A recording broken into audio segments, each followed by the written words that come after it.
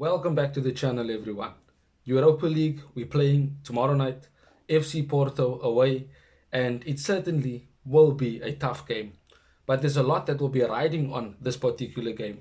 Erik Ten Hag's job, some of the players also need to be different, show more energy, and fight when they are playing. But all of that in today's preview. Subscribe to the channel, drop a like, let me know in the comment section who you want to see starting, and of course, what do you think of Erik Ten Hag and his current position as Manchester United manager. So let's get into it. So FC Porto themselves are doing quite well in the Portuguese league, with them being second, having won 6 games and also having one loss.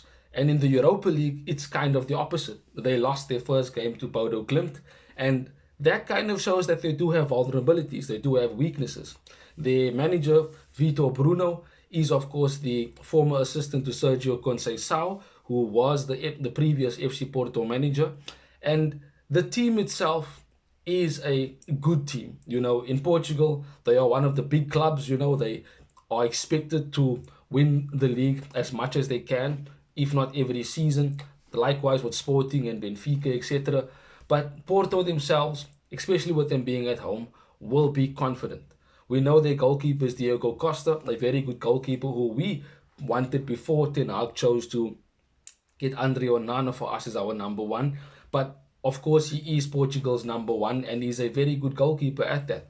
Their players as well will want to show themselves, will want to put in a good performance. You remember the likes of Arsenal going there and losing, and that was Arsenal, in my opinion, one of the stronger teams. We see what they are doing in the league. So it is something to take note of, that FC Porto will be confident at their home ground and will want to punish us even more, considering where our morale and confidence is right now. But Ten Hag himself has to make certain decisions. He once again is on the edge of survival and having to make certain decisions that can benefit the team. Of course, he will need to, in my opinion, change the way the midfield is basically being deployed. There is various options for him. Bruno's red card was rescinded, even though it didn't apply for the Europa League, but we will still have him for the game against Aston Villa on the weekend. Mount, was not in training this morning. It was only said that it was a precaution via Laurie Whitwell and Stephen Railston. But Mount himself has to work his way back into the team. Eriksen, who came on in the second half against Spurs, showed a bit of himself, would probably want to start a game like this, because most of the time, European games, especially away from home, it is much slower paced.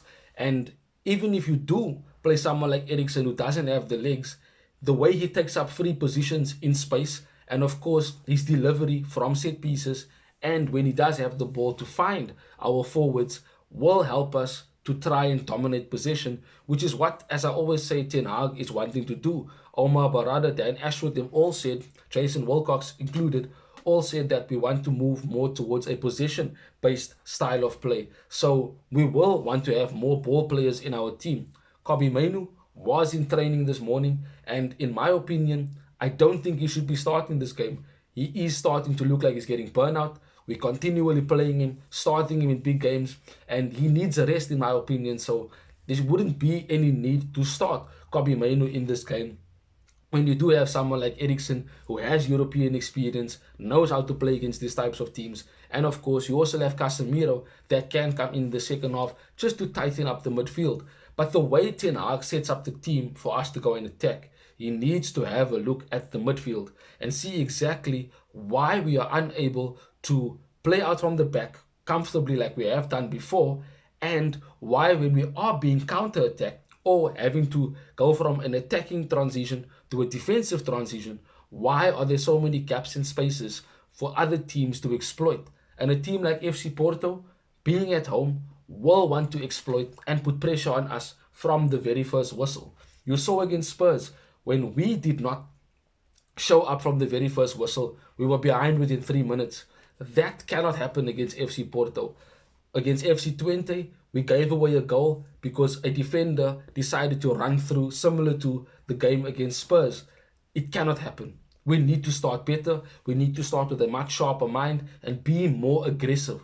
That is the way we need to put ourselves onto the level that our opponents are wanting to come at us with. Yes, we can want to control the game and keep possession and keep the ball away from them, but we also need to be up for the fight. We also need to be there for the second balls and be there first. Make the tackles, close the spaces, run down as much as we can to ensure that we are fighting for every single ball. That is what we need to do. That is how we need to play. That is the passion that needs to be shown by these players. But of course, for me, certain changes need to be made. So as a starting 11, you have to keep the same back five. Onana, the low left back, because we still don't have a fit left back. Why Harry Amos is not getting opportunities in the first team, I'm not too sure. A bit unlucky in my opinion. But the loan needs to continue at left back for the time being. Mazraoui at right back, De Ligt and Martinez at centre back.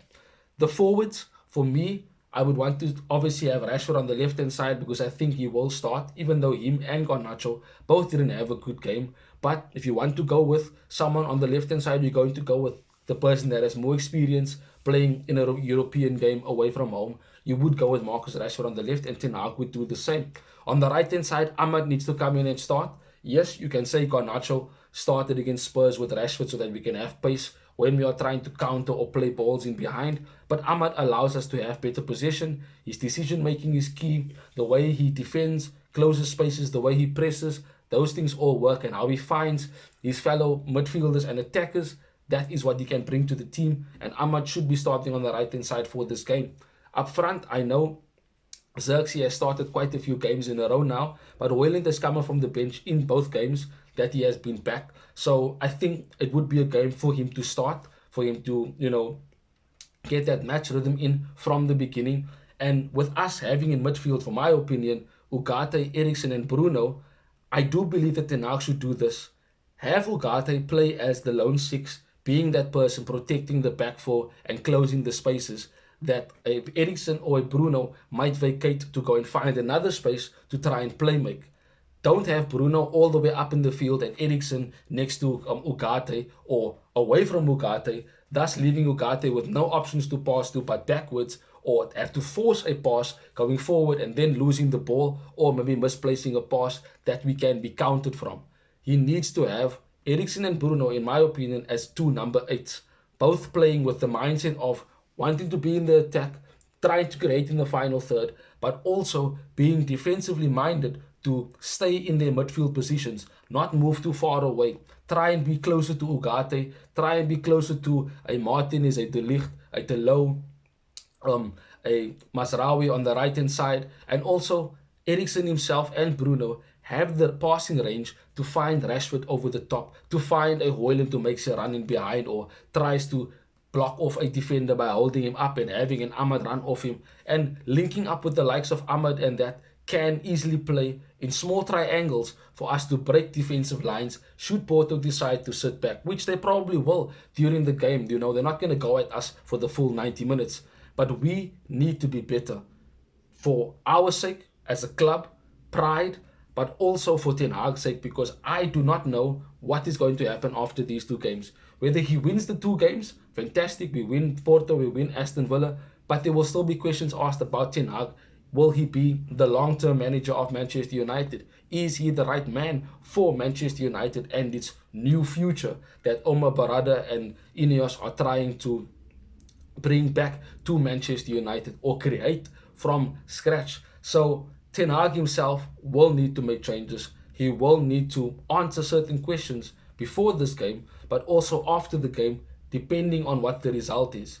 But let's be honest, no excuses once again. Yes, a very, very good team available at his disposal, and a team of players that are strong enough, on paper at least, to go and beat FC Porto. We were supposed to beat Spurs, yes. We were supposed to beat FC Twente, yes. We were supposed to beat Crystal Palace, yes. These are all games that continuously happen where we were supposed to beat them, but we didn't because of various factors. That needs to stop. We need to now start seeing wins, results, and good performances. And Ten Hag himself has to answer for this and has to fix the issues that is within his system, within his tactics. He needs to find a way of playing that benefits the team and that allows the team's strengths and the players' strengths to come forward and have us be a much better Manchester United team. Subscribe to the channel, guys. Please drop a like, and of course, let me know in the comment section what you think of Ten Hag and his situation and what you expect for the game against FC Porto. Till we see each other again soon, Red Devils. Bye-bye. Thanks for watching. If you want more content on Manchester United, like, share and subscribe.